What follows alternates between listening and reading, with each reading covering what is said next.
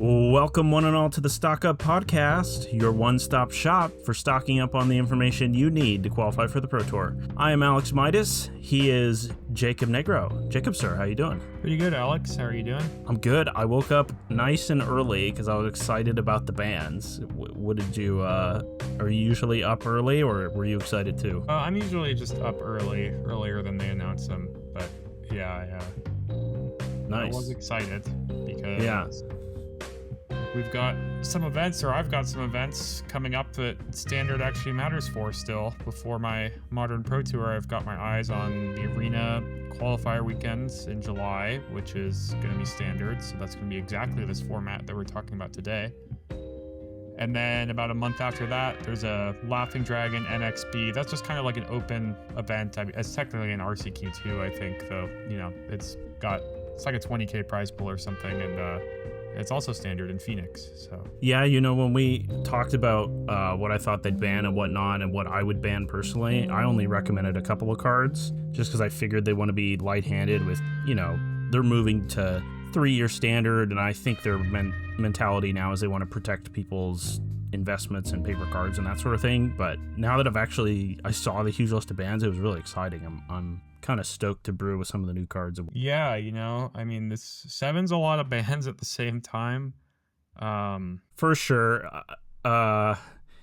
It's almost like I still don't think it was the decision I would have made if I was in the position to be worrying about that sort of thing. But for me personally, it's definitely like a selfish thing that I'm happy about. Yeah, I agree. And, you know, there's kind of like a weird thing. So they mentioned when they do these Standard bannings, which happens at this time of year, kind of right before rotation, how with Standard being increased by a year, they're pretty interested in banning cards that have been legal in Standard for 2 years or close to 2 years, you know, that would have rotated if it was only a 2-year one, which they did kind of follow here. But I think there's some like interesting nuances. I mean, banning Steel Cutter doesn't follow that at all. That card's only been legal for a couple months, but that's super reasonable to me. It's just the strongest card in Standard by a lot.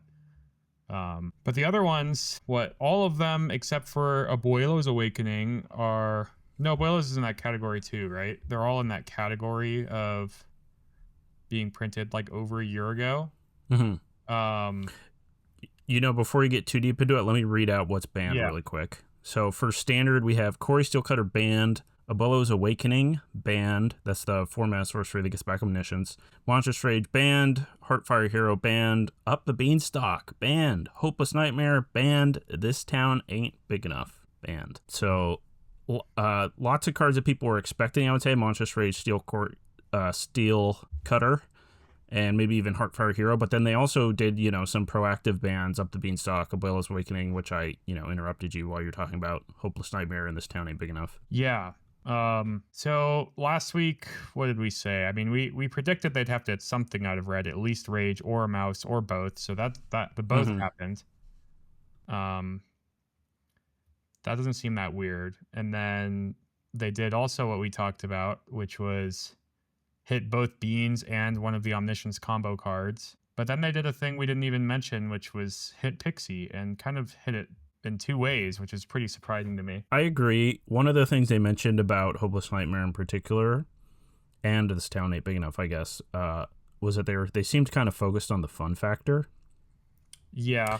Which I played, I've been playing at a local store with some more casual players, and they play Standard sometimes, and I know one person was playing the Pixie deck a lot, like that was his deck, and everyone always jokes with him about how they don't want to get paired against him and how it's so miserable to play against. Yeah, getting Hopeless Nightmare chained is not very fun.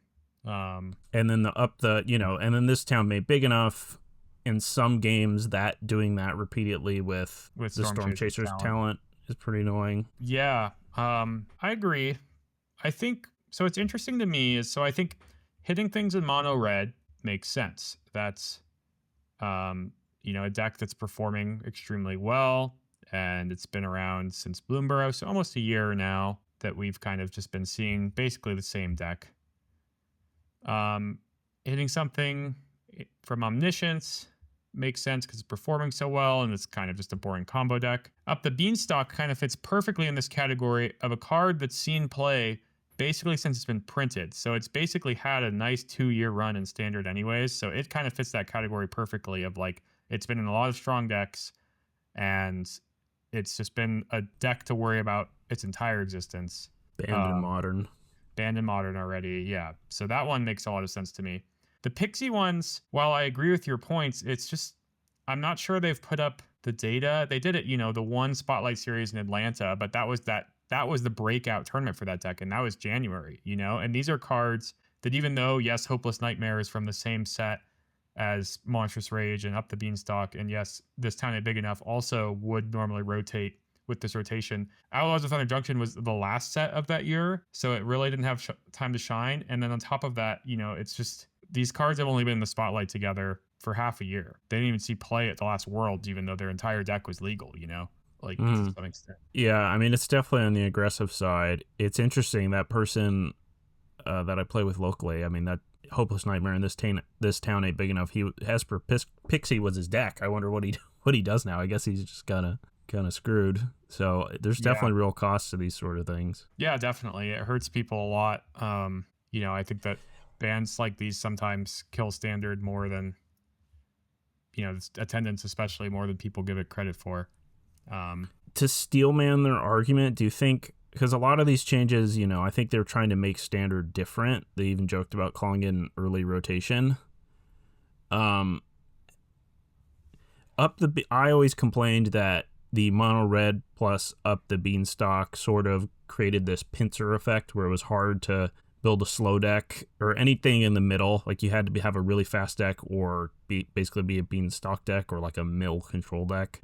Was there anything that the Pixie or Hopeless Nightmare deck was keeping down that you think they might have been trying to prop up? Mostly just expensive cards. I mean, they made that point. And when I was testing for Aether Drift, and Pixie was a much more major player than it was at this one, the combination of Pixie and Mono Red, I think, did this, or Gruul, I guess, back then. Where like even Shieldred is kind of on this category, but 5-drops in particular are really vulnerable to like the Hopeless Nightmare bouncing kind of leaves you off in the spots where you're going to have to probably like discard every card except your 5-drop and be on 4 lands and hope you draw the untapped land the next turn or things like that. And then This Town Ain't Big Enough, it's just kind of really punishing for cards without ETBs that are just trying to stick board presence. I would say even like, I always considered Preacher of the Schism a card that was kind of on the line against Esper Pixie, where like some games, the fact that you play it turn 3 on the play and it dodges Hopeless Nightmare, dodges Nowhere to Run, was pretty good in those matchups. But some games, especially on the draw, even more so, like you just play it and they say, okay, bounce your guy, bounce one of my things, like replay my thing. I spent 3 mana to bounce your thing basically and get value. And then, then you start talking about Shieldred and it just doesn't even look playable. Yeah, so that's true. And then on the other hand, like when I saw Hopeless Nightmare, when I read that, I thought, okay, I can kind of see that. And when I saw This Town Ain't Big Enough, I was like, wow, that's kind of wild. Although I've been playing Magic long enough to know that they sometimes do this with bans. Like I remember they banned Reflector Mage one time kind of randomly in a format. After banning some other, in the same ban announcement that they banned some other broken cards. They banned Smuggler's Copter and Emrakul, and Smuggler's Copter was in the same deck as Reflector Mage, though obviously Reflector Mage had a home before that card was printed, so there was some precedent.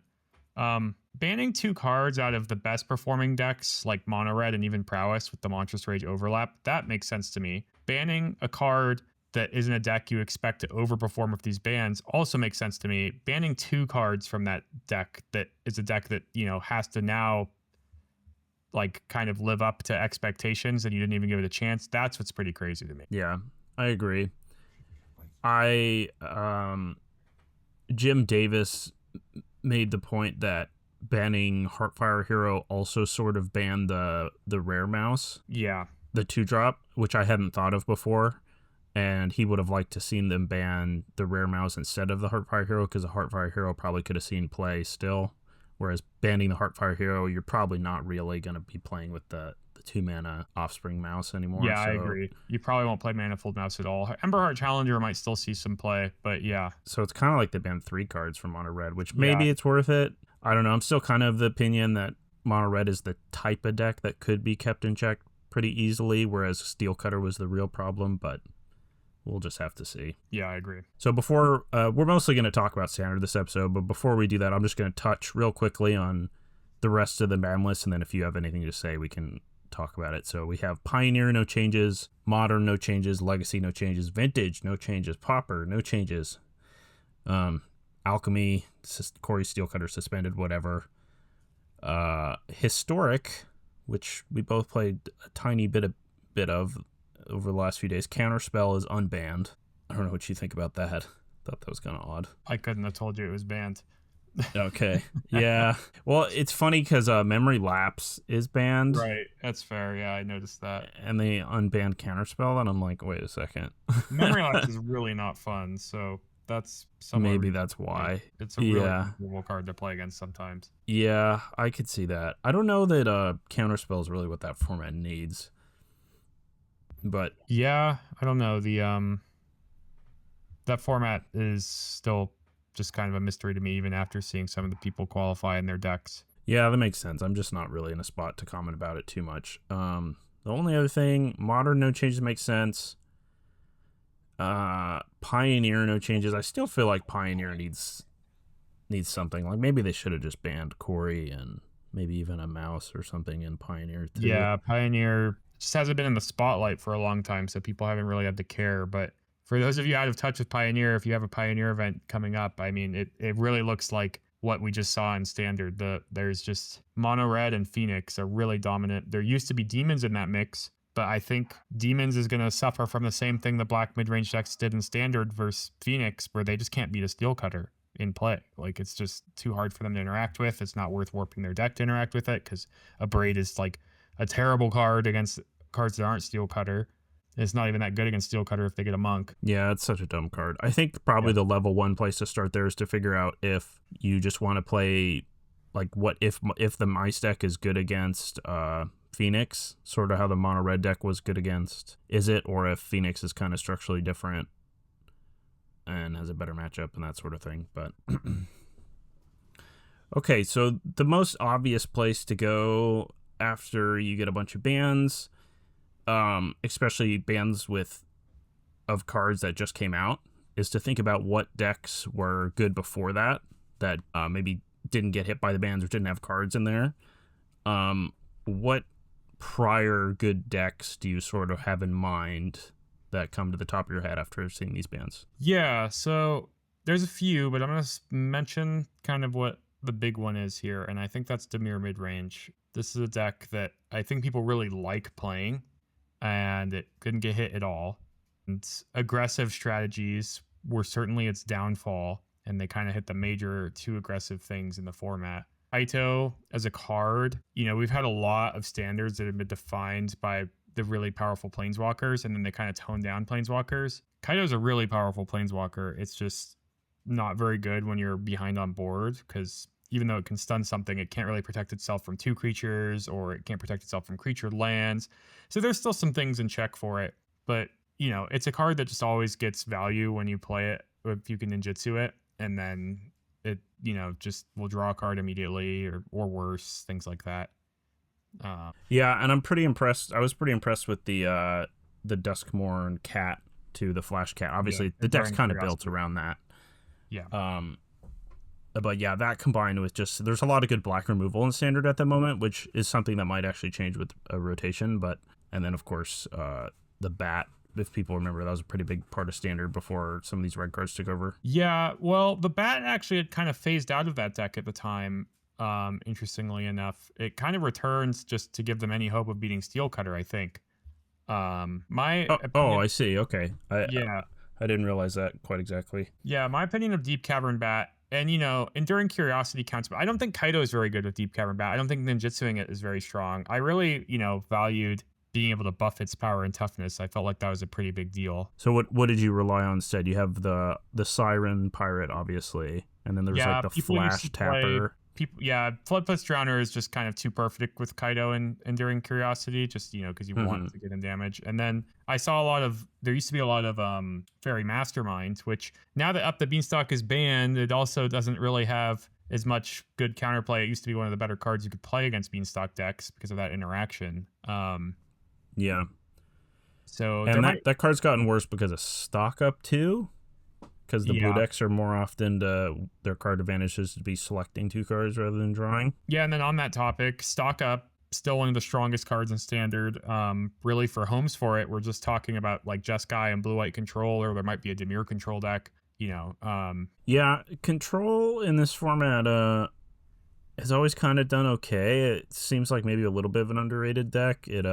A couple people did pretty well with it at the last Pro Tour. I mean, just a couple, I think, literally 2. Like one person did good with Jeskai, one person did good with blue white. My impression is that Dimir is kind of a nightmare matchup for these control decks, though. Yeah, probably. Ultima might be decent against them. Some other new cards I haven't thought of. Ultima River helps Agent. a lot against Enduring Curiosity in both regards, because if it's in play, it won't come back, or if they're past a 4 mana to plan on flashing it in, they can't flash it in response to Ultima and the turn's over. So those are both really nice interactions. Yeah, but I agree structurally it is a difficult matchup on the get-go, and that's something they'll have to prepare for.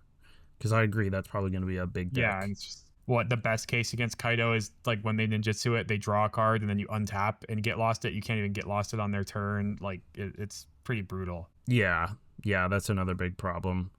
The other decks, I think the other big one is maybe the black mid-range decks with Unholy Annex. I mean, they lost the Pixie element, but I think they're probably still going to be good regardless. Unholy Annex is just a really strong card, and again, we have a lot of good black removal. Card. Yeah, and it was also a card getting really pushed out by aggressive strategies. We've printed some decent demons in the recent set. They might not see play, but Demon Wall is a 2-drop demon, and that's a lot of value with Annex to be able to have it started on turn 3. Yeah, and I read Reed Duke's article about the Pro Tour, and he said they had a deck that had like Demon Wall, the new Genova that puts a counter on it right away, and Rot Cursed Rakshasa, which I believe is also a demon, and then you could Genova, put a counter on it, and then once it dies to its whatever keyword it has that kills it. Yeah. That sounds like a pretty cool place to start. We built that deck for the last Pro Tour, but we mentioned it, that whole package, yeah. And then there was so VV was a card, obviously, that kind of broke out at the Pro Tour. My first blush is that the way it looks is just like an aggro deck probably won't exist anymore. Paulo Vitor Dalmata Rosa showed up with kind of a brew that had a lot of the same Izzet cards, but notably not any of the ones that were banned, and it starred VV. Yeah, I would say, once again, that deck features a card I also think is really powerful that got untouched, which is Prof's Eidetic Memory. VV I also think is pretty powerful, but Prof's just kind of fundamentally, it's a lot like Beanstalk, where, it's just like a 2-mana non-creature spell. It gets immediate value. So if your opponent is planning on killing it, they're just going to be down a card, and then it just does something pretty powerful if you build your deck around it the rest of the game. And they've given us so many tools in Standard that building your deck around it has felt pretty easy. Mm-hmm. And then, so the Izzet Cauldron deck has that, and then the Jeskai Oculus deck, that was a pretty good deck. Maybe tier 2, but that didn't have anything banned from it. So yeah, I would say, this isn't definitive. Paulo's deck looked really impressive to me, and it kind of looked like he managed to just cut a color from the Oculus deck and maintain very similar power. It looked like the deck played out almost like this. It had very similar play patterns, instead of helping hand, instead of helping hand, you have Cauldron, but Cauldron's like also like Graveyard Hate, which is pretty nice, and you just do powerful things Cauldroning your VV rather than helping handing your Oculus. So that might just be the new direction for that deck. Yeah, white sideboard cards definitely can be nice. He kind of just main decked, I think he main decked 3 into the Flood Maw, which are kind of pretending to do what cards like Destroy Evil can do, but obviously not the same. My other question is, do you think that any of the decks that had cards banned will survive? Yeah, so I mean, obviously you can still build an Izzet Prowess deck, but I think, especially when I'm talking about Dimir midrange being a top player, you might not find success with it, because I think Steel Cutter was really such an issue for these decks with Cut Down and Go for the Throat, and they don't have that anymore. I mean, maybe Astrologian's Planisphere can kind of emulate that. Mono red, there might still be a mono red aggro deck, but it's not going to be a mouse deck. It can have Screaming Nemesis and burn spells, but it's just not going to look anything the same. Omniscience, there are 5 mana options to return it. There's one from Brothers War that gives you a Power Stone. It could also hit a Planeswalker. A whole turn difference in combo speed. That's a huge deal, obviously. Even in non-aggressive matchups, just giving your opponent one more turn to maybe develop a threat before they start passing with counterspells. Like your blue-white control opponent can slam a Beza on the play and then still feel safe. Yeah.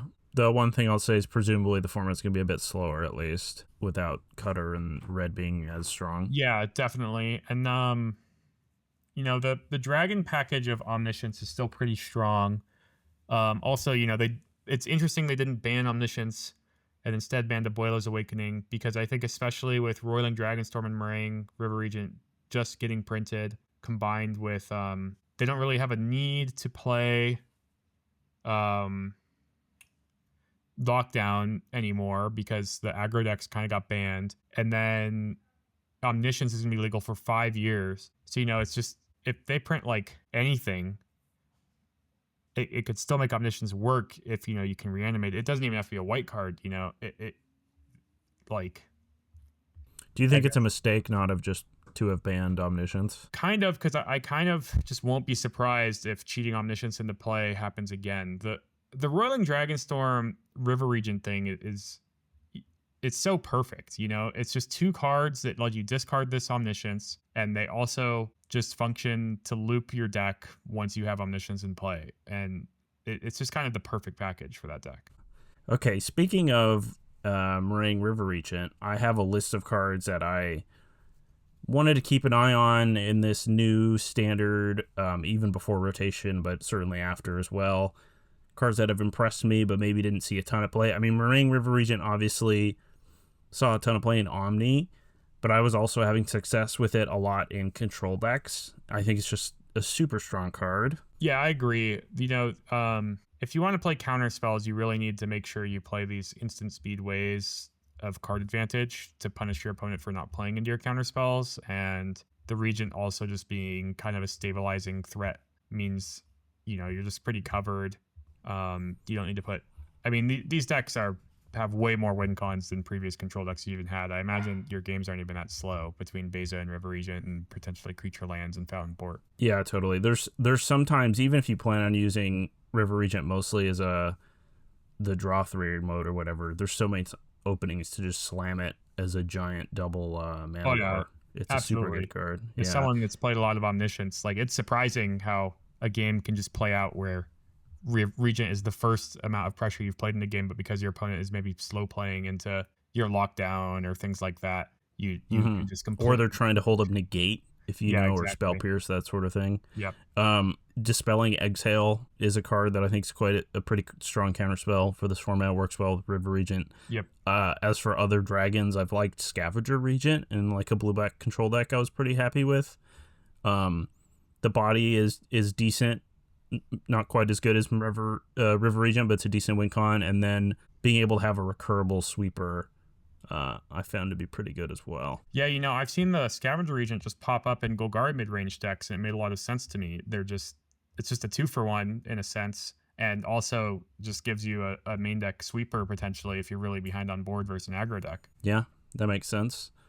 Other cards I have on this list from Dragons, because Dragons at Tarkir is when Kori Steelcutter came out, so that's kind of when the format got super warped. Yeah, but I actually think Ugin Eye of Storms is quite a strong card. I believe it. Maybe this isn't the format for it, but I was pretty happy playing a package with some Maze Mind Tomes, and then this might sound funny, but I had Candy Trail, and it's a surprisingly good card. I've played against mono white decks with all these things you're saying. Okay, yeah. I don't know why mono white is the choice to fit in the colorless things, but I guess because you want the sweeper. I guess Ultima's pretty awkward with artifact ramp, so I guess you avoid that one. But yeah, you could play Day of Judgment. In theory, you could fit this sort of package into almost anything, which is why it's interesting. Yeah, I agree. The format's slowing down. Ugin is a really powerful card, even without a deck that's that many colorless permanents. It just has a massive amount of loyalty and affects the board when you cast it, even if you only play it and +2 it. That's how it played out in Limited, and it was the best card in the set. Mm-hmm. And I wanted to, for a moment, I wanted to talk about my experience with Candy Trail, because I think it kind of looks like a janky limited card, and while it's not an awesome card, I think it's not super different from Serum Visions, which is a card I've played a lot in Modern in the past, where Serum Visions was a card that also was legal for a long time. People didn't really play much of it, and then people sort of started realizing that it was kind of a good cantrip, where you get the card draw delayed, but you still get the scry 2 and the draw. And then, of course, Candy Trail, you have to pay 2 extra mana, but you're gaining 3 life. So in a slow control deck, that can sort of be worth it some of the time. So yeah, I was pretty impressed with that card. I don't think I'd play it if I didn't have Ugin in my deck, but that's a pretty good combination. Another card I had in mind from Dragons was Elspeth Stormslayer. Playing with that card has impressed me. Yeah, I mean, I guess, this is pretty short before rotation, but Mono White was definitely like a pretty powerful deck for a while. Yeah, that's right, even in Standard. I know, interestingly, the World Championship, the decks from that event, they look really weird, including the deck Javier won with like one main deck cut down compared to what we see in Standard now. And that's because going into that event, actually, I think Mono White was kind of a boogeyman, and actually a very weird thing. I think no one showed up with it at the tournament. It's very strange.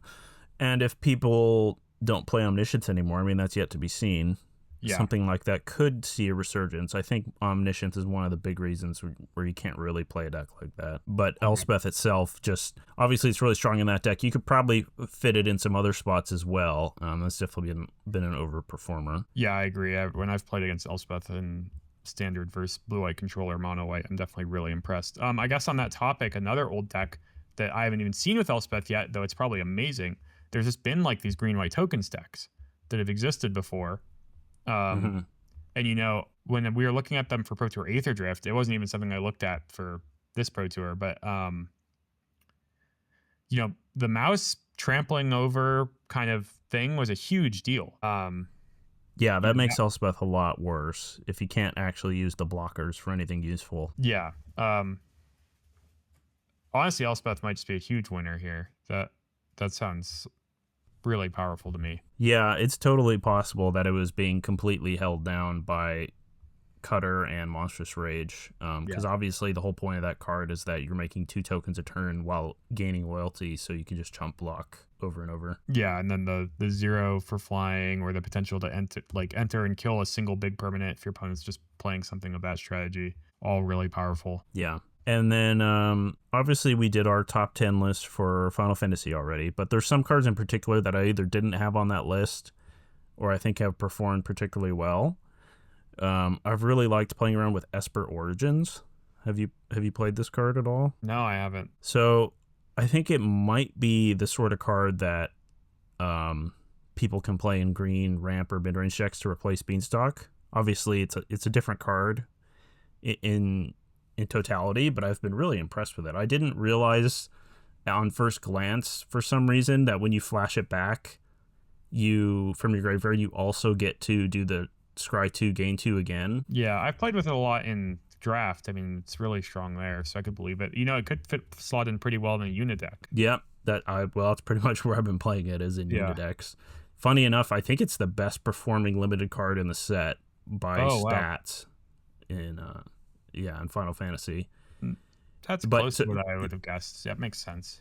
Yeah, it's just so easy to just get into your graveyard, either by discarding or milling it. Casting it is not the best on the front side, but it's not the worst if you don't have another play on turn 2. What stats, though? This is kind of a side note, but it's game in hand win percentage doesn't represent how good that card is. No, I was looking at Premier Draft, games when played. So just having it in your deck. Okay. It's at the top. Maybe it's below Smuggler's Copter now, looks like. Got it. Games when played are interesting stats, though I'm surprised. Gameplay win rate, yeah. That's an interesting stat, I guess, because my impression is when you looked at stats like that, a card like Ulamog the Ceaseless Hunger is at the top of the list, because when you cast that card, you win. But it has an issue of cast. So is there... Well, it's not game... Is it game 1 I think it's just if it's in your deck. gameplay win rate. Oh, the win rate of when it's in your deck. Okay, that makes sense. Got it. Games drawn is games that you've drawn it in. Yeah, games when in hand. That's also a fine win rate. I was just critiquing the like game one cast win rate. Gotcha. Like, you start seeing cards like Falter, like creatures can't block this giant turn. Creatures, like, yeah. Creatures can't block this turn has an insane win rate when you cast it. Right. And this makes, if you do sort, I don't know if you have 17 lands open right now. If you do sort by gameplay win rate towards the most, so you see Smuggler's Copper, you see a bunch of efficient cards. Yeah, well, then Esper Origins has kind of you draw it more, right? If you play these self-mill decks with Town Breeder, it's a huge part of it. Yeah. It's a card you put in your deck that you see all the time because of it. So Terra is another card I've kind of liked, and that just being able to mill 5 and hit Esper Origins a lot of the time is pretty nice. So, funny enough, you just mean to mill it to cast it next turn. You're not returning it. Yeah, just because you're milling 5. Yeah, it's a card I've liked. Yeah, things like that. I've liked it with the red white guy, the 3/4 discard 2, that sort of thing. Gotcha. That makes sense. I was playing an Abzan Unideck with Primal Odin in it. Yep, I've seen those. And if you curve Esper Origins on turn, you play that on, you flash it back on turn 4. Turn 5, you get 2 extra mana, so you can play your Primal Odin. And then on the third turn, both of them will tick, and your Primal Odin will get trample on the turn that it's gonna have the win the game trigger. Yeah, so that's been pretty nice too. And then, all that is good in a Unideck. So I think we didn't really talk about Domain as surviving. It's funny that we even call it Domain at this point. But I think Una might be the new face of Domain if it's going to be good. Yeah. Una also another card that can reanimate Omniscience, by the way, though on your end step is kind of not ideal for trying to combo off. Yeah, I did think about that. That's a huge downside. Although maybe it's still good if you build the deck in a kind of different way. I guess another deck that performed well at the last Pro Tour is Golgari Roots that didn't get touched. Right, okay. I guess. How much do you like that deck? Well, I thought it was kind of getting played to, I guess, maybe have good matchups against the aggro decks with kind of the blockers and stuff. Rage being gone means even if you play against these aggro decks, they might not be able to trample over. That deck does a lot of chump blocking. And then in another kind of thing I'm looking for in Standard right now, I think it's very good against Dimir mid-range. I think basically like playing with permanents that your opponent cannot cut down or go for the throat is one of the best things you can do against Dimir mid-range. So Roots is really in that category. Yeah, I could see that. Obviously gets a big buff being able to block and not worry about Monstrous Rage. Yeah. Lockdown is annoying for that deck, though they can play Haywire Might in any number. I don't know what number you want a main deck, if any, right now, but those have helped. The Team Handshake main deck for Haywire Might at the Pro Tour, I was not surprised. They also matter versus prowess, the way you play those matchups, because Cutter's really strong, so you just want to answer it. And then you often get in spots where you were just holding up Haywire Might to not get Monstrous Rage because it could exile the monster roll. Those aren't things that matter anymore, but oh, funny. There's a lot of weird... That deck has a lot of very weird play patterns where it's not even really like a combo deck anymore. It's just like it has this huge engine of Roots and then eventually Roots plus Tyvar, kind of letting them just have these absurd turns where they basically... If they did have a combo, they probably could win, but they usually can just say, I don't need a combo because I'm just going to like put a massive board into play and have my Scavenger Use Graveyard Hate up and my Haywire Might up. And, they're just kind of able to block everything. And they're still kind of going to do that. And there might be different tools. They usually have to be creatures to kind of accomplish that, where it's just like, even like a couple Deep Cavern Bats could be a big deal, like I'm just going to have this huge turn. And at the end of it, I'm going to cast a Deep Cavern Bat and look at my opponent's hand and take a card or something. Right. It's almost kind of like a, board control deck. Yeah, it's very Hate Fires. Yeah, inevitability deck. Yeah, exactly. At least. Also, Graveyard Hate, Rest in Peace, obviously very good against this deck, but like Ghost Vacuum, like don't even board it in against them. It's just not very good. Like their cards, just mill cards and return them. So you can't like interact with that in the middle of it. And also when you exile, if they have Roots in play and you start exiling creatures from their graveyard, it just triggers their Roots. Right. So you need like lanterns, I guess. Although even that Yeah, isn't that one, yeah, is not really. It's just Rest in Peace, or I mean, Leyline of the Void is right. legal in Standard, but it was in Duskmourn. But yeah, it's a really weird graveyard deck where a lot of the graveyard hate they print is basically ineffective against them. Mm-hmm. Are there before I read off the last? Well, I guess I've only a couple cards left to read off of this list I have. Were there any cards that you kind of have your eye on that you've liked that have kind of been held back so far? I don't know if I've really felt like anything's been held back. Mm-hmm. The VV prowess thing is interesting because I actually had some VV brews that were kind of combo like. And because they were kind of setting up these big turns, I actually didn't think Cutter would have been a good main deck card in them, but I was like always including Cutter in them and then kind of realizing Cutter wasn't very good in the deck. And then that made me just dismiss the deck. Sure. But, it's like there's a lot of weird stuff you can do with VV. I guess like the example, it's kind of funny because my team played VV and Wild Ride at the Pro Tour, but they just did it to, give things haste and pump VV's power and attack with it. But if on turn 5, you play VV, you Wild Ride it, it has 4 power, you can harmonize the Wild Ride, it has 8 power, so you can go to 8 mana. And then if you like play card draw and like Shore Up, which is like or Magical Damper from Final Fantasy, they're the same card basically, like +1/+1 hexproof, untap it. You can kind of just have these like combo-y one-shot turns. Highway Robbery has a lot of synergy there because it's a plot card, so that plays pretty nicely with VV, but also can like maybe set up and filter for your combo. What does the untapping it do? Lets you attack with it because you tapped it to harmonize. Oh, you tapped it to harmonize. I see. Yeah. Okay. Yeah, that's interesting. And you hit with a giant thing. I mean, in theory, you could play like some big spell, maybe some big. Yeah, there's no time walks in Standard at all. The only way to take an extra turn, I think, is by flipping Ultimecia, the blue-black legendary uncommon. Yeah. So that's not really a reliable thing you can do. Blue-black Reanimator used to be a thing, and you talked about that too with Emmett. Yeah, Emmett Selch. That does still seem like a decently strong card. I don't know how much Reanimator. I mean, I guess if you're not reanimating Omniscience anymore, you might as well try some creatures. There's Zombify at 4 mana. Reenact the Crime. I don't know if you ever played against that combo deck in a way. So they're looking for looters that they can play on early turns but still loot later with. So Emmett is perfect for that. And then you reenact. Usually, this is the Cryptic Command mana cost card, right? So, it lets you cast like a non-land or copy and cast a non-land permanent from your graveyard without paying its mana cost, but it had to have been put there this turn. You might even be able to hit your opponent's graveyard now that I say that. Yeah, I think it's any card. I think I've read that card before. And it does this weird thing with it plays Beseech the Multiverse, the 5 black, each player mills 10, and you put a creature or planeswalker from each player's graveyard into play under your control. And then it uses this Sphinx, that's name I'm forgetting, that says you can collect evidence 10 or something instead of pay the mana cost for spells you control. Oh, yeah. Okay.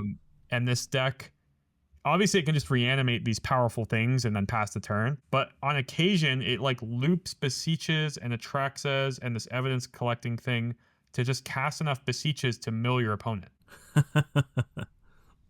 You mill both players, but like they draw first. Yeah. And so the key to that deck is like looters. So I know there's a couple 2 mana ones.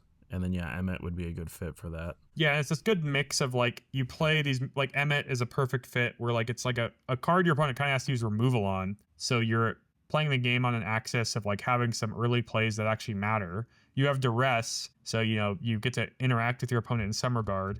And then, lastly, like, Beseech the Multiverse is only a 7-drop, so even if your opponent is, playing a Ghost Vacuum against you or something, like, if they're playing the game too slow, you just start having these massive haymakers in your deck. You could just cast it, right? And then once you've cast one of those, your graveyard's thick enough to flip any Emmets you have. Yeah, that too. Yep. It's kind of neat. Nice. I was pretty impressed with Kefka Court Mage. I think that could be a standard card, now that any card that is a complete bomb in draft, I think definitely keeping your eye on it. Yeah, that's another card that I just for some reason didn't realize something it did, where I didn't realize that it triggered again once it attacked. Which I think is pretty big. Yeah. So now that the format's slowed down again, I mean, it's another one of those things where it's like it doesn't really have an obvious home. Yeah, Like I guess you build some kind of controlling Drex's deck. That it's weird to say it reminds me of, but it sounds weird to play that instead of looking for a way to play Shiko. Okay, yeah, maybe. Shiko's definitely pretty strong. I mean, if things are slowing down, and shout out to the podcast, Stock Up is pretty powerful for sure. Stock Up Shiko, yeah, that's pretty good. I mean, when I played Domain a little, I actually had like 2 to 3 Stock Up in my 75, sometimes 1 main deck when I was trying it out. I just wanted more things to kind of get ahead in the game when I had Up the Beanstalk, and even though I was main decking High Noons, I was like, is there anything better I could play than Stock Up? And the answers seemed clearly like no to me. Right. Do you think you could play a Domain deck with Stock Up instead of Up the Beanstalk in some configuration? I don't really see the point of building your deck that way without Beanstalk. Right. Like all playing the Green Overlord and Stock Up in a third color, I guess, are like things that you could play like a Sultai control deck maybe and have some overlapping things. Just because having a lot of mana can be pretty useful for a control deck. And I don't know if you remember, Seth Manfield got top 8 of Worlds with Volgari mid range. It wasn't. I guess that deck was a Beanstalk Overlord deck too, though. So yeah, just green black. It had that Robbers X spell. Yeah. Yeah. Sultai, you have Rakshas's Bargain. Yeah, which not even arguably worse than Stock Up, just right. Instant speed. Yeah, I could see just blue-white control or blue and another color control being good. The Jeskai control with Chico is interesting to me, but on the other side of that, I'm really impressed with Fountain Port when I play against these decks. So sticking to 2 colors to keep that card in is pretty nice.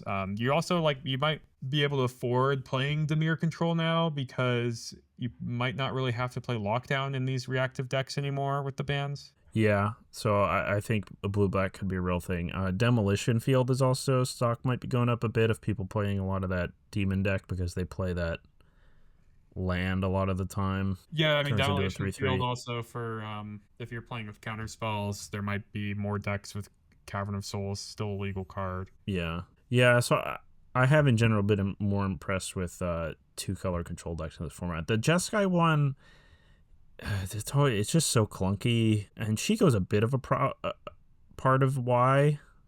Yeah, because you have to play a glut of you kind of want to play a glut of like sorcery speed 3 mana things, and then you have this tap out 5-drop that you're trying to play with counter spells. It's a little awkward. Yeah, and like I said earlier, I mean, with River Regent and various lands that do things, it's not like your deck needs win cons. Right, exactly.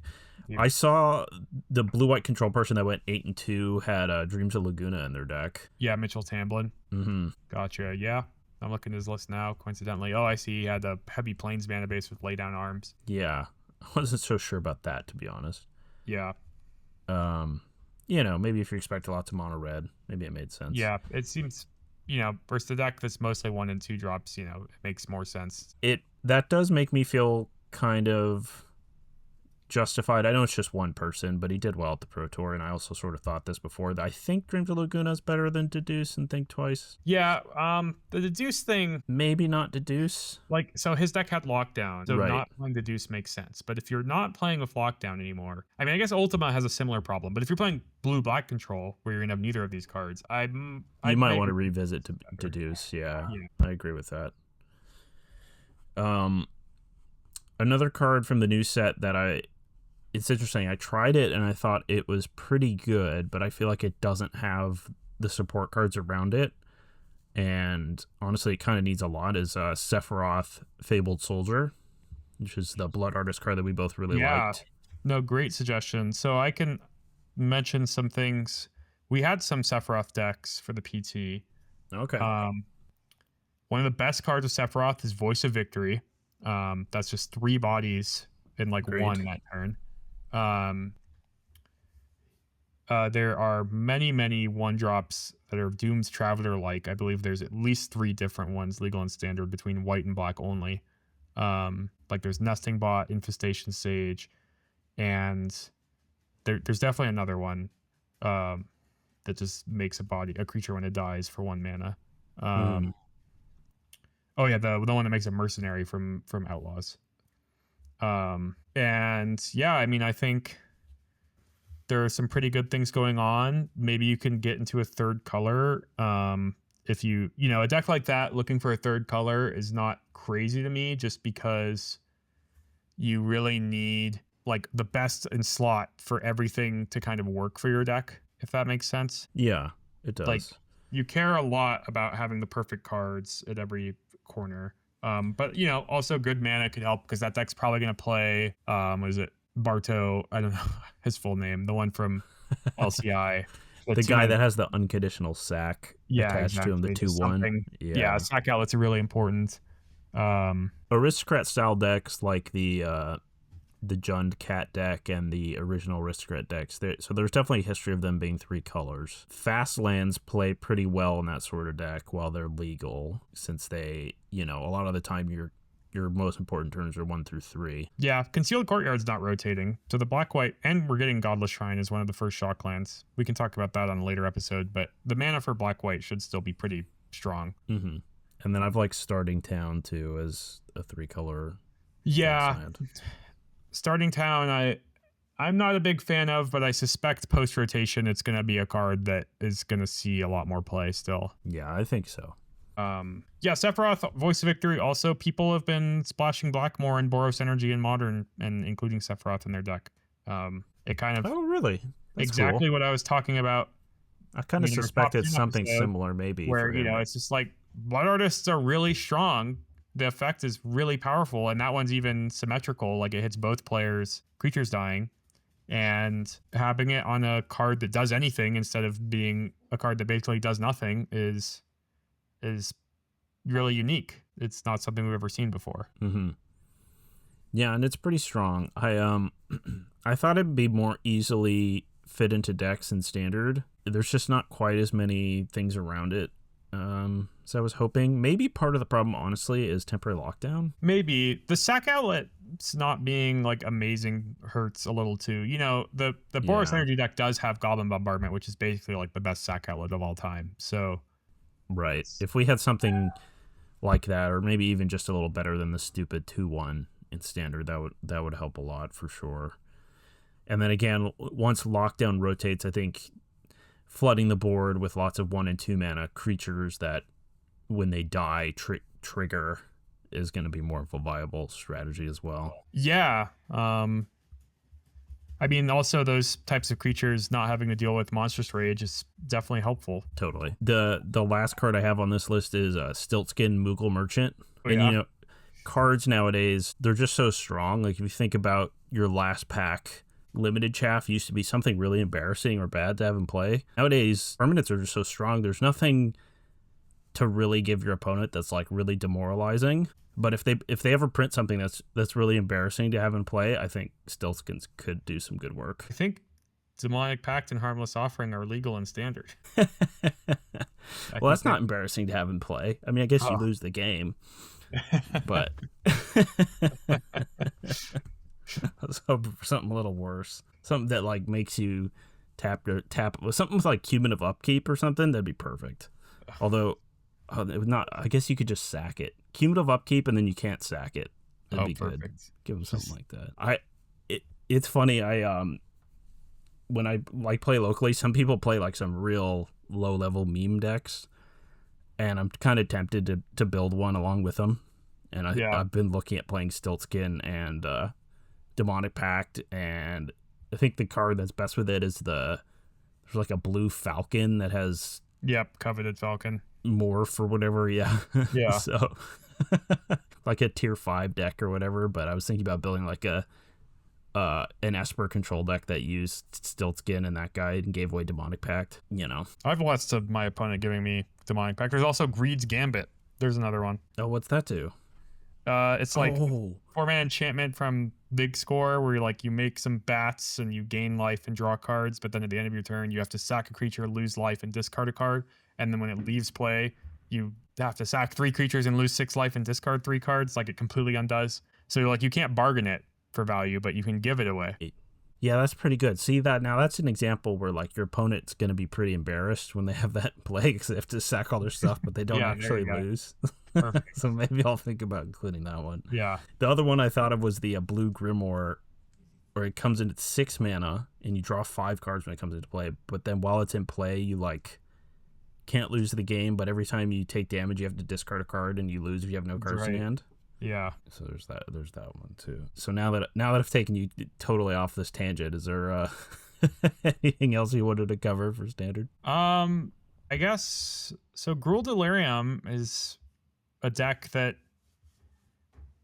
you know, it's been popping up every now and then. It's a deck that can win on turn 3. No way. Pretty surprising. Yeah. It happened on feature match at Worlds, actually, that it went on turn 3. Did it really? Patrick Beastie into FOMO, and then their 2 random mills plus their FOMO discard, because they have multi-type things, got them Delirium, and they played the Wildfire Wickerfolk and then cast Violent Urge on it, and it was lethal. Oh, the Violent Urge. Yeah, so the double strike combined with the multiple combats of fear of missing out. Right. Yeah. That thing doesn't give trample, right? Just double strike? Yeah, correct. Okay. The turn 3 kill was against, actually, I think, against JED, who maybe even had Leyline of Resonance on the battlefield. So very much just trying to. And maybe that could be the new face of Red Aggro. Yeah, it's going to be legal for a while too. It's almost entirely a Duskmourn deck, though. I mean, I guess the mana base will change, but yeah. Sure. Do you think that it's actually a good deck, and maybe it was just worse than playing Mice, or do you think maybe it's a little weaker than that? That's kind of the sense I had, to be honest. Yeah, it kind of felt like a pretty powerful deck that. It's pretty one-dimensional. I'm looking at these lists now. It looks clunkier than I'd like. You know, the only 1-drop it has is Patrick Beastie. I'd love to fit in a second 1-drop in a deck like this, at least play 8. But it's tough to fit in everything. When you care about playing Delirium, it's weird. Yeah. The only other 1-drop I can even think of that's pretty good is the Popet Recruit. Is that his name? Yeah, that's actually the one that came to mind for me too just now. But yeah. Spring card, yeah. Yeah. Another deck, this is not really me encouraging it, but people really like playing Golgari mid-range. I think that deck's pretty much just been so bad previously and when people play it that I can't really continue to recommend it. But it is a deck people play. It was really popular sort of toward the beginning of Standard. Well, I don't know how long ago, but when Black was popular online, I ran into it on the ladder all the time. If you look at any event, any large event that it's been in, it has had one of the worst win rates in almost every event I've seen it in. And it was extremely popular for so long. People love their rock decks. Yeah, I'll say this. I've said this for 2 Pro Tours in a row now, mentioning this deck. The cards in Golgari are so one-dimensional. It's changed a little bit. Dark Confidant, maybe something to do something different, but not really. They're just like all these creatures that you have to untap with, or maybe do nothing even if you untap with them, and removal and lands. And that's like the deck is like just you draw some mix of creatures, removal, and land in any order. And in most matchups, you basically have to draw like the exact amount of removal, which might be 0, it might be 5. Like even from mono red match to mono red match, that number could be 1 in some matches and 5 in others, you know, and like it has no control over it whatsoever. Whenever I've tried building this deck, I try to look for like ways to fit in Overlord the Bailmerk or similar stuff, just because I want my cards to like do more than one thing. But every card in that deck is like very single purpose, if that makes sense. It has no card selection. Yeah. It's sort of always the problem that those sort of like Jund style decks have always had. And this, at least usually when those decks are good, it's because their card quality is just through the roof. And this one doesn't really strike me. Yeah, I agree. As having card quality through the roof. It's funny, I think Dark Confidant like could have the chance of being a decent card, but I don't really see why you would play it instead of Unholy Annex. And I don't really want to put both in my deck. Yeah, that's for obvious reasons. Yeah, Dark Confidant is I agree. It's certainly a card that could see some play, especially now that decks are maybe going to be less aggressive and we're talking about more controlling decks and stock up being good. You know, if your plan's to cast stock up and you didn't have an answer to Dark Confidant, then your opponent's just going to get same value for 0 mana. Right. I was playing ladder against people who were playing like mono black or black white decks with really low curves. They had Cecil and were kind of aggro decks. And Dark Common was definitely one of their best cards. I again run into the problem of like, I don't know why you'd build that deck instead of the demon deck, but maybe there's a reason. Cecil and Dark Confidant seem like pretty good friends. I will say those two and Preacher are not really good friends. Losing life to your own cards with Preacher is actually pretty bad because then you often won't draw a card if you make it to combat. Right. You just get the stupid 1/1. Yeah. Too much of the time. Yeah, the real big thing with Preacher, honestly, is getting that first tied life point swing if you can. Yeah, and then also as the format is kind of moving away from aggro, I could just imagine that card ends up being a lot worse, weirdly enough, because I think a huge appeal to that card is the turn you play it, sometimes your opponent couldn't attack you. Right, 2/4 Death Touch is just pretty strong presence. Yeah. Yeah, it'd be cool to see Bob. You know, I speaking of limited, the reason I know some of the stats on limited cards is usually when I draft or play sealed, I don't look at 17 lands for a while, but then I'll eventually look at it. And Dark Confidant does pretty well in draft, more so than I would have expected. Yeah, there's definitely a category of pretty low curve black decks, I think. I know that was one I was a little unsure about of how it would do. Thought maybe it might even do bad, but it has such a high win rate when people include it in their decks, and it looks like people include it a lot of the time too. 76% of the time when they draft it, they include it. Yeah, a card like Vane's Treachery at common helps a lot too. Randomly, you can sack it. Right. A couple things to sack. Boy, it's fun. I still don't have a huge grasp on how fast the format is.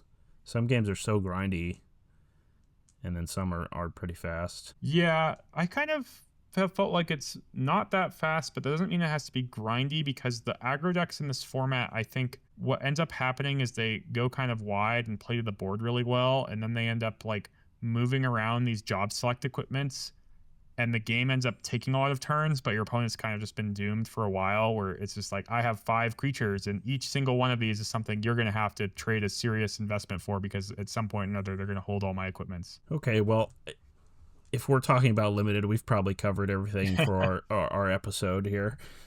Thanks everybody for listening. I'd like to remind you that you can follow us on, or you can support us over on Patreon, patreon.com/StockUpPodcast. We have our tier at the moment is $1 a month. So for $1 a month, you get access to all the episodes of the podcast. You get access to the Stock Up Podcast Discord, as well as all of our sideboarding guides and deck lists for our deck tech episodes. And of course, if you don't feel like paying $1 a month, that's totally fine. You can watch us on YouTube, Apple Podcasts, Spotify, or wherever you listen to podcasts. So thanks for listening, and we'll see you next time. All right. So we were thinking about sign-off topics, and Secret Lair commander cards came to mind for me because I had some thoughts on them. It's hard not to see them, huh? The marketing for those Secret Lairs reaches even me, and I don't have a super high online presence. So specifically, this Sonic Secret Lair is coming out, and this is kind of beyond it being Universes Beyond. I've kind of seen enough of it that it doesn't even bother me that much that the cards are from a Universe Beyond. And I know these cards eventually, the way they do it is they're going to be reprinted in Universe somehow. But it's kind of funny to me because they printed the Sonic one, and there was this card, Shadow the Hedgehog. So it's black, 4/2 haste. Whenever Shadow or another creature you control flash or haste dies, draw a card. And then he has, each spell you cast has split second if mana from an artifact was spent to cast it. And I just have to wonder, is that really worth it? Because it's just a commander people are going to want to play, and it's just going to incentivize them to win the game with a bunch of spells that have split second. And people hate counter spells, Jacob. Yeah. Especially red-black players. So. And then that one reminded me of another Secret Lair card that actually sees play in Dual Commander, but Dual Commander does not have this Deadpool card on Magic Online. So Dual Commander is mostly played on Magic Online, and you can see the results in the challenges all the time. And it has the same ban list as the paper version of Dual Commander, but Deadpool, I always see in the top 8 or even winning these events. And Deadpool, I was reminded of even more because you brought up things like Stiltskin. It is 2 black-red for a 5/3. As Deadpool enters, you may exchange his text box and another creature's. At the beginning of your upkeep, you lose 3 life.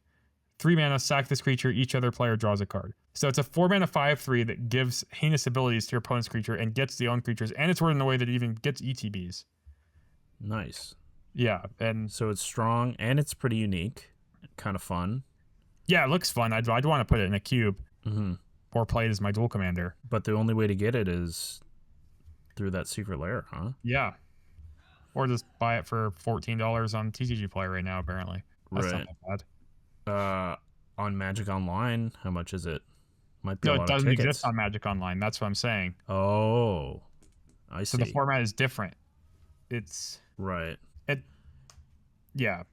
It's just kind of interesting to me. They keep printing these cards that I think people are going to want to play with from these Universes Beyond things, and you have to wait on Magic Online, or that the Spider-Man set is going to not even be online or on Arena at all with Spider-Man IP. It's going to be completely replaced by other things, and I think that's kind of like a big deal. I don't know. It might be one of the biggest costs. I've sort of just accepted the Magic is Fortnite era. Yeah, playing with the actual Universes Beyond cards doesn't bother me. It's just kind of a shame that they're not on all the platforms. Or, my Pro Tour playmat from Vegas does not have any Final Fantasy art on it. And I kind of think that might be because of a licensing issue. Yeah, there's a good chance. It's the sort of thing where if they just didn't get per specific like if they made the mat kind of last minute and they didn't have specific permission, they might have just thought, better not risk it. Yeah. It's interesting. The first year, one of the very first secret layers they did, I remember they did The Walking Dead, and it had unique cards, and they were legendary creatures, but they're really terrible. Except for one of them, Rick. Except for like one, right? And there was a bit of a buzz around that. And now, since then, they've sort of pushed the envelope a bit more, where this like Deadpool is pretty good, and then Shadow and Sonic and these guys. I mean, these cards all seem pretty pushed, and definitely they're from big IPs or from decks that people are going to play with. So I guess that means their secret layers are going to sell out. But I mean, they were probably going to do that anyways, even if they were just reskins. So yeah, I'm not so sure about this decision. Yeah, but it is what it is. Just interesting to me that they kind of print these cards and like, do they know they're pushed, or like, I don't know. How could you not think that a card that could potentially give many or all of your spells split second isn't going to be a very sought after commander, So like, right. And his other effects are good too. Yeah. Yeah. Well, we'll just have to see what happens with more from Secret Lair. I know people have it. Some of the Secret Lairs are really cool, and some people hate them. So this card could maybe see play in Legacy. It's a 4/2 hasted. If they kill it, you draw a card, and then it gives your thing split second too. Oh my, that'd be a disaster. Crazy. Yeah, or awesome. Wow. Who plays Legacy anymore, anyways, right? Yeah, I guess you mentioned the bans too. It's weird to mention the sign off, but there was no Legacy bans, and then Bosch and Roll, Brian Koval, posted a video that I watched today that was hilarious. He recorded it before today, and the video is him playing a Legacy League with Oops All Spells and saying this is one of the most broken decks in Legacy ever before he even plays any matches. And he says, I hope when this video comes out, it got bans today. And then he 5-0-10-0s, winning only one die roll, and all of his opponents are like interacting with him, and like he like wins on turn one with like double Pact negation. It's just completely ridiculous. Oh my! It seems like a completely comical deck to be legal in any format. Yeah, I mean that's the sort of thing which I can't imagine that they can keep track of, because there's only so many people that are working on the ban list, and yeah, it's impossible to keep track of all the formats. It's tracking only win rate, but it's like, do you really want the deck that all it does is win on turn one to be the deck that is remotely good? Is remotely good, yeah. And also, I mentioned this before with Neoform and Modern, but like a deck that basically reliably wins on turn one if not interacted with, and sometimes still if interacted with, like your opponent does not have very many options. Right. They have potentially 0 turns and 0 mana to like interact with you, like it's pretty it's silly. Not interesting. Even if you win those games because you had double Force of Will or one Force of Will was enough, it's not like it was a fun game. Right. I've played Timeless a bit, and I've kind of really wished like Force of Will or something was legal, because it's funny, Mana Drain is legal in that format, and Mana Drain just feels so slow. I've played it. Funny. I'm just like, sometimes you just die, you know, because you don't have like Spell Pierce and you have Mana Drain on the draw. Yeah, Mana Drain is not a staple of vintage decks. I know it's not always in every list or right. Like, I mean, it's an absurdly powerful card in theory, but if all your opponent's cards are 1 and 2 mana, and you know you have to represent something so you don't die really early, and you don't have force, like there's no Force of Will, no Force of Negation, nothing like that. There's like Subtlety, the elemental cards, but you know that hardly does anything. So there's a reason Legacy has been the way it has been for a long time with Brainstorm, Force of Will, and all that. So it'd be interesting. It's interesting that they're just sort of letting a deck that even through that can kill you on turn 1 live. But yeah, I agree. It's a format that I don't really pay attention to because I have never really had incentive to play it. Every time I've had a little bit of incentive to play it, I've seen this deck in the background, and it seems like it's only gotten better, not even through printing, just through kind of innovations and people working on it. And now it just seems like it's kind of at the best it's ever been because of all the people working on it. And it just seems weird that it's been around so long and so many people are probably just lost on turn 1 to it. Annoying.